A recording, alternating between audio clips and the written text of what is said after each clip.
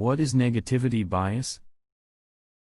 Definition: the notion that, even when of equal intensity, things of a more negative nature have a greater effect on one's psychological state and processes than neutral or positive things.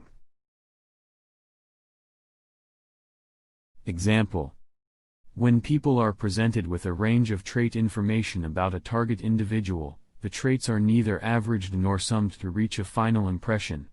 When these traits differ in terms of their positivity and negativity, negative traits disproportionately impact the final impression. We are always striving to improve our content. A small donation from you could help us a great deal in providing more detailed content. Please consider making a small donation by using the link in the description. Want to learn more about cognitive biases? Read The Art of Thinking Clearly by Rolf Dobelli, link in the description. Read more about cognitive biases on mycognitivebiases.com.